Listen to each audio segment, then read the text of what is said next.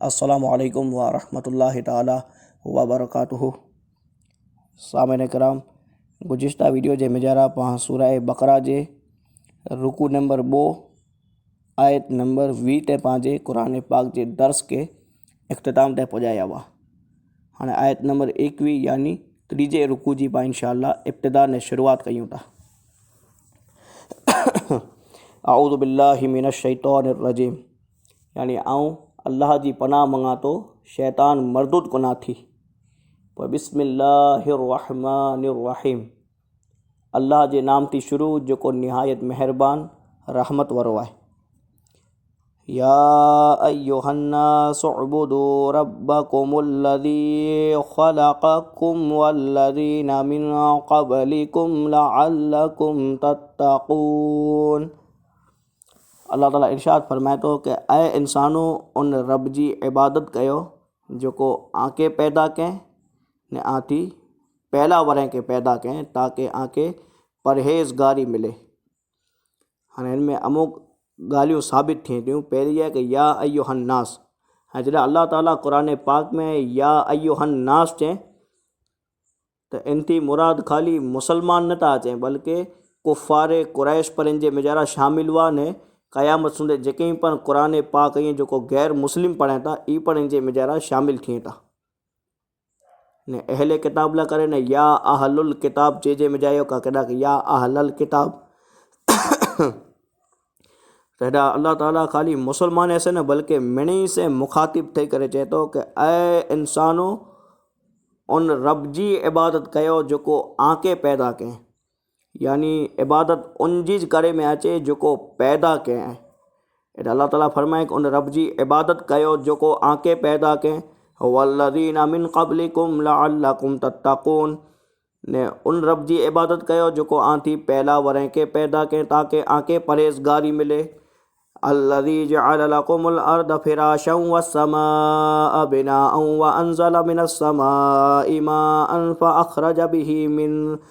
फ़अख़रज बिही मिनस समराति रिज़क़न लकुम। अल्लाह ताला फरमाए कि ऊज अल्लाह आए जो आलाए करे ज़मीन के विछाएं, आसमान के छत बनाए ने आलाए करे आसमान थी पानी उतारें जिन जी वजह से ज़मीन मिजाती ऐं जो ख्योता ई फल उगेंदा। अल्लाह ताला चंद ॻाल्हियूं बयान करें कि आऊं आला करे ज़मीन के विछायोसीं, यानी ज़मीन के वसी कयोसीं। हालांकि ज़मीन जो आहे ये पानी मथे विछाए में आ वई है। ये अल्लाह ताला जी कुदरत है कि पानी मथे कोई पण चीज़ रखो था, हिकिड़ो कपिड़ो का कोई पण भारी भरकम चीज़ हुए कि गमे पां हल्के में हल्की वस्तु पर अमुक रखो था तो ये वस्तु बुॾी रहती। अल्लाह ताला हेड़ी भारी भरकम ज़मीन जो आहे ये पानी मथे विछाए। हाँ इनकी साबिती ये है कि जॾहिं पां ज़मीन खुदीबो नीचे पानी निकरदो न निकरदो, तो ये हिकिड़ी साबिती है कि ज़मीन जो आहे ये पानी मथे है। अल्लाह ताला फरमाए कि ऊज है जो आलाए करे ज़मीन के विछाएं ने आसमान के छत बनाए ने आलाए करे आसमान थी पानी उतारें। हाँ इबादत जे लायक वो है जो ये पाण लाइ ज़मीन के विछाएं जो पाके पैदा करें, पां थी पहला वरें के पैदा करें, आसमान के छत बनाए, ज़मीन मिजाती फल कदें ऐं वसात पण पिंड वसाए ने ज़मीन में यानी फल पण निकिरे था पंहिंजे रिज़्क लाइ करे ने। अमुक सम्झें कि असां कमायूं था तज खियूं था, अहिड़ो न आहे बल्कि अल्लाह ताला रिज़्क जो बदिलो आहे। तो कोई पण माण्हू खाए थो थी पंहिंजे पैसे से नथो खाए बल्कि रब जी अता वेठी। रब वसात वसाए जो बंदि करे तो ज़मीन उगाए जो बंदि करे छॾे, तो रब वसाए तो ज़मीन उगाए थी रब जी कुदरत से मरे न रब जी रहमत से मरे खे था। कोई आई पंहिंजे पैसे जे दम थी नथो खाए। अल्लाह ताला फरमाए फला तजअलू लिल्लाहि अंदादन व अंतुम तअलमून, ने जानी करे ने ऐं अल्लाह जे बराबर कंहिंखे शरीक न ठहरायो। व इन कुंतुम फी रैबिम मिम्मा नज़्ज़लना अला अब्दिना फ़अतू बि सूरतिम मिन मिस्लिही वदउ शुहदाअकुम मिन दूनिल्लाहि इन कुंतुम सादिक़ीन। रब ताला फरमाए तो कि अगर आके उनमें की शक आए जो आऊं मुझे बंदे ते नाज़िल कियो आहियां तो इन जे मिसल हिकिड़ी सूरत खणी अचो। हाँ अमुक कुफ़ार कुरैश हुआ ये चो कि रसूल पाक अलैहिस्सलाम जो कुरान जो आयतूं सुणाई था ये अल्लाह जो कलाम न बल्कि रसूल पाक पंहिंजी रीते बयान कई था। अल्लाह ताला फरमाए व इन कुंतुम फी रैबिम मिम्मा नज़्ज़लना अला अब्दिना फातू बि सूरतिम मिन मिस्लिही, अगर आके उनजे में जरा शक आए जो आऊँ मुझे ख़ासि बंदे ते उतारियो आहियां त ऐं इन जे मिसल हिकिड़ी सूरत खणी अचो। अल्लाह ताला चैलेंज कयईं कि अगर ऐं क़ुरान पाक के खुदा जो कलाम नथा मञो ने चओ था कि इंसान लिखे आहे त ऐं इन ज़रिए हिकिड़ी सूरत बनाए अचो। कुल के रसूल पाक अलैहिस्सलाम नूरी पण आहिनि बशर पण आहिनि, ऐं पण बशर आहियो और हुज़ूर पाक अलैहिस्सलाम पण बशर आहिनि। अगर चओ था कि बशर जो कलाम आहे त ऐं पण बशर आहियो, अहिड़ी सूरत खणी अचो हिकिड़ी। वदउ शुहदाअकुम मिन दूनिल्लाहि इन कुंतुम सादिक़ीन, अल्लाह फरमाए अगर ऐं सच्चा आहियो त अल्लाह जे सवाइ जेके पण आजा हिमायती ने मददगार ऐं मिणी खे ॿोलायो। यानी अहिड़ो न कि हिकु ॼणो पिंजरी ते सूरत लिखी ॿियो पिंजरी ते न, बल्कि मरे बेगा ठही वञो, खपे जिन्नात में खपे इंसान, मरे बेगा थी ने क़ुरान जहिड़ी हिकिड़ी सूरत बनाए अचो। अगर इनके ऐं बशरी कलाम चओ था त ऐं अहिड़ी सूरत पिंजरी ते खणी न वतायो। घणे कोशिशूं कयूं पर कोई पण कॾहिं कामयाबु न थियो, न कॾहिं क़यामत सूंदे कामयाबु थींदो। अलाए कि रब जो चैलेंज आहे कि क़ुरान जहिड़ी कोई सूरत आहे इहा नहीं बनाए सघे, न इंसान न जिन्नात न मशीन न कंप्यूटर, कोई पण अहिड़ी सूरत आहे इहा हरगिज़ न बनाए सघंदो कॾहिं। त पोइ रब ताला फरमाए फ़इन लम तफ़अलू व लन तफ़अलू फत्तक़ुन नार अल्लती वक़ूदुहा अन्नासु वल हिजारा।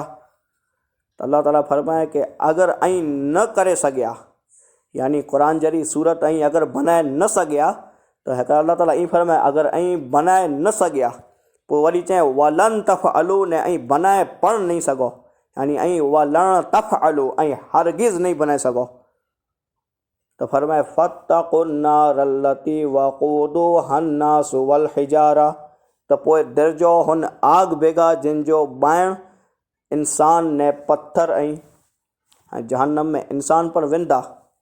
अल्लाह ताला पत्थर जो जेको बयानु कयनि जॾहिं पत्थर थी मुराद कि पत्थर जे मथे अज़ाब न हूंदो। अमुक दुनिया में अहिड़ा ई जेको पत्थर जी इबादत कई था हूंदा, त इन जी शिकल जे मुजाहिन पत्थर के जहन्नम में विच में अचींदो, जिन शिकल में दुनिया ते इबादत कईंदा हुआ। त काफ़िर इन खे ॾिसी न ज़लील न बदनाम थींदा कि यार असां इन जी इबादत करे रहिया हुआ जेको पंहिंजे जहन्नम में पिया आहियूं। त इन खे अफ़सोस न निदामत थींदी। अल्लाह ताला पत्थर जे मथे कीअं अज़ाब नहीं करे, ही ख़ाली काफ़िरनि लाइ अज़ाब हूंदो जेको ख़ुदा जी इबादत न कयूं, उहो उन लाइ करे न हूंदो कि यार असां जिन जी इबादत कया त पंहिंजे अहिड़ा मजबूर आहियूं कि पंहिंजे जहन्नम में पिया आहियूं। त अल्लाह इन जी शिकल जे मिजारा जेको दुनिया ते ईअं इन शिकल में जहन्नम में इन पत्थर खे विझंदो। त अल्लाह चई कि उन आग बेगा थी दर्जो जिन जो ईंधन यानी ॿाइण इंसान ने पत्थर ईअं उइद्दत लिल काफ़िरीन, ने उहा काफ़िरनि लाइ तयारु करे रखियो वई आहे। त इन साबित ई पियो थियो कि जहन्नम ई हाणे नहीं बने, बल्कि हेवर जो पण मौजूदु आहे ने जहन्नम आहे बाक़ी रखे जंहिंमें अचींदी। अल्लाह ताला पैदा कंहिं आहे, इहे पहिला पैदा ठही चुकी आहे, अहिड़ो न आहे कि हाणे तयारु करे में अचींदी। मतिलबु हेवर जो पण आहे, जहन्नम इहे मौजूदु आहिनि। हिकु रिवायत जे मुताबिक़ कि 7वीं ज़मीन जे नीचे मौजूदु आहे। वबश्शिरिल्लज़ीन आमनू वअमिलुस्सालिहाति अन्न लहुम जन्नातिन तजरी मिन तहतिहल अनहार। अल्लाह ताला फरमाए कि ऊ जेको वबश्शिरिल्लज़ीन ऐं ख़ुशख़बरी ॾिजो उन्ही खे जेको आमनू वअमिलुस्सालिहात ईमान गिनी आया ने नेक कम करिए था। अन्न लहुम जन्नातिन तजरी मिन तहतिहल अनहार, कि उन लाइ करे ने अहिड़ा बाग़ीचा तयारु करे में आया आहिनि जिन जे नीचा थी नहरूं जारी थियनि थियूं। कुल्लमा रुज़िक़ू मिन्हा मिन समरतिन रिज़्क़न क़ालू हाज़ाल्लज़ी रुज़िक़ना मिन क़ब्लु व अतू बिही मुतशाबिहा। अल्लाह ताला फरमाए थो कि जॾहिं जन्नतीअ जे सामे इन जो रिज़्क़ तरीक़े फल पेश करे में अचींदो त इन जी सूरत ॾिसी करे ने ई जन्नती चवंदा कि ई त असांखे पहिला अता करे में आयो। यानी जन्नतीअ जे सामे जॾहिं कोई पण फल वग़ैरह आहे ई इन खे पेश करे में अचींदो त इन जी शक्ल सूरत ॾेखाव मरे अहिड़े ते हूंदो जीअं दुनिया जे में जरा उहो। त जन्नती चवंदा कि हीअ त असां पहिला खाई चुकिया आहियूं, यानी दुनिया ते खाई चुकिया आहियूं। चवंदा असां त ही पहिला खाई चुकिया आहियूं। व ऊतू बि ही मुतशाबिहा, ने ई उन सूरत जे मिलंदो जुलंदो हूंदो जेको दुनिया ते हो। पोइ जॾहिं जन्नती खेंदा तॾहिं जो सवादु जेको आहे ई हिन खे पूरे जिस्म जे मिजाज सुरूर ने लिज़त पैदा करे छॾींदो। शिकल अहिड़ी ज हूंदी पर लिज़त जेको आहे ई हिन जे मिजारा घणे हूंदी। अल्लाह ताला फरमाए वलहुम फीहा अज़वाजुम मुतहरतुम वलहुम फीहा ख़ालिदून। अल्लाह ताला फरमाए कि इन लाइ करे ने पाक औरतूं रखे में आ वयूं आहिनि जन्नत जे मिजारा, ने ई जन्नत में हमेशह रहंदा। पाक औरतें थी मुराद इन लाइ पाक हुरूं आहिनि जेको अल्लाह ताला हर नजासत मैल कुचैल इन थी दूर रखंदो इन खे। ने अहिड़ी पाक शफ़ाफ़ ने अहिड़ी ख़ूबसूरत अल्लाह ताला हर तरह जी इन खे ख़ूबसूरती सां पर नवाज़े आहे। त इहो ख़ूबसूरत अल्लाह फरमाए कि वलहुम फीहा अज़वाजुम मुतहरतुन, ने त जन्नत जे मिजाज अल्लाह ताला फरमाए थो उन लाइ करे ने पाक घर वरियूं आहिनि, ने इहे हमेशह जन्नत जे मिजाज रहंदा, यानी न बूढ़ा थींदा, न बीमार थींदा, न कमज़ोर थींदा। बसि इहा हमेशह जी ज़िंदगी उन लाइ करे न आहे जेको कॾहिं जन्नत जूं नेमतूं ईअं ई न फना थींदियूं, न इन जे मिजाज की कमी अचंदी। रब ताला इरशाद फरमाए थो कि इन्नल्लाह ला यस्तही अन यज़रिब मसलन मा बऊदतन फमा फौक़हा, ने बेशक अल्लाह ताला हया नथो फरमाए मिसाल सम्झाइण लाइ करे ने हिकिड़े मच्छर जी मिसाल ॾे का इन थी पण वधी करे ने। हाणे इहा करे नाज़िल थियल अल्लाह ताला ये काफ़िरनि जी जेको अॻिले रुकू में पाण मिसाल बयानु कया विझ गजण जेको आहे इन जी मिसाल हिकिड़ी, ऐं पोइ इन जे अलावा आग जी हिकु मिसाल बयानु कई वई कि मसलुहुम का मसल लज़ी तौक़द नारा, कि आग रोशन कयनि अल्लाह जी नूर खेचे करे। ने ॿई जेको आहे त औ का सही बि मिन समा ई, जॾहिं ई पेश करे में आ वयूं त ई मुनाफ़िक ने जेको आहे कुफ़ार चयूं कि अहिड़ियूं मिसालूं अल्लाह बयानु न करे, अल्लाह जी शान थी त घणे ऊचियूं आई, अल्लाह जी शान त घणे ऊची आहे। अल्लाह ताला फरमाए कि अल्लाह ताला हया नथो करे हिकिड़े मच्छर जी आंखे सम्झाइण लाइ करे मिसाल बयानु करे का इन थी वॾी, इन में अल्लाह हया नथो करे, यानी अल्लाह ताला मच्छर जी पर मिसाल ॾेई सघे थो आंखे सम्झाइण लाइ करे न। अल्लाह ताला फरमाए अम्मल लज़ीना आमनू फयअलमून अन्नहुल हक़्क़ु मिर रब्बिहिम। अल्लाह ताला फरमाए कि इन में जेको ईमान वारा आहिनि ने जेको इल्म वारा आहिनि ई ॼाणे था कि ई इन जे रब जे तरफ़ थी हक़ आहे। अल्लाह ताला मच्छर जी मिसाल ॾे खपे, मक्खियुनि जी मिसाल ॾे, त ई ईमान वारा ने जेको इल्म वारा ई चवंदा कि रब ताला तरफ़ थी हक़ आहे। फअम्मल लज़ीना कफ़रू, ने जेको काफ़िर ईअं ई बचिया रहिया काफ़िर, फ़यक़ूलून त ऊ चवनि था माज़ा अरादल्लाहु बिहाज़ा मसला, कि अल्लाह ताला हिन मिसाल जे ज़रिए कहिड़ो पाण खे सम्झाए जो चाहे थो, कहिड़ो इरादो करे रहियो आहे। अल्लाह ताला फरमाए कि युदिल्लु बिही कसीरा व यहदी बिही कसीरा। अल्लाह ताला फरमाए कि क़ुरान पाक जे ज़रिए कई हिदायत पाइनि था, ऐं कई पहिरियों अल्लाह फरमाए युदिल्लु बिही कसीरा, कई गुमराह थियनि था, व यहदी बिही कसीरा, ने कई हिदायत पाए वञनि था इन क़ुरान जे मिजारा। वमा युदिल्लु बिही इल्लल फासिक़ीन, ने गुमराह ऊज थिए था जेको अल्लाह जा नाफरमान ने सरकश आहिनि। अल्लज़ीना यनक़ुदूना अहदल्लाहि मिन बअदि मीसाक़िह, अल्लाह ताला फरमाए ऊ जेको अल्लाह जे वाइदे खे तोड़ियो पको वाइदो करे पुठिया। वयक़तऊन मा अमरल्लाहु बिही अन युसल वयुफ़सिदून फिल अर्द, ने उन चीज़ के तोड़िए था जंहिंखे अल्लाह जोड़े जो हुक्म ॾिने आहे, ने ज़मीन ते फ़साद फैलाइए था। उलाइका हुमुल ख़ासिरून, ने ऊज नुक़सान ने घाटे जे मिजारा आहिनि। त अल्लाह ताला फरमाए कि ऊ जेको अल्लाह सां वाइदो करियो ने पुठिया तोड़े छॾियो, पको वाइदो करे पुठिया। त इन थी मुराद ई आहे कि जेको अहले किताब हुआ त इन जी तौरात ने इंजील ज़बूर इन जे मिजा ई हुज़ूर पाक अलैहिस्सलाम जी औसाफ़ लिखियलु आहे कि हुज़ूर जी अहिड़ी शक्ल सूरत हूंदी मरे लिखियलु हो, ने ई पर हो कि जॾहिं हुज़ूर अचे तॾहिं इन जे दीन में दाख़िल थी वञिजा। त मरा यहूदी वाइदा कयूं कि असां जॾहिं रसूल पाक आख़िरी नबी अचींदा तॾहिं असां इन जे दीन में दाख़िल ठही वञिबो, इन जी मदद कइबो।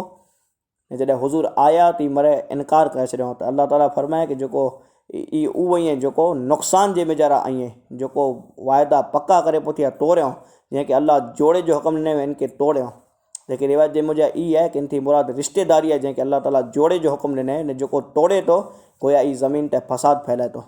अल्लाह ताला फरमाए थो कैफ़ तकफ़ुरून बिल्लाहि कुन्तुम अमवातन, ऐं भला कहिड़ी रीति अल्लाह जो इनकार कयो था, व कुन्तुम अमवातन, हालांकि पहला ऐं मुर्दा हुआ।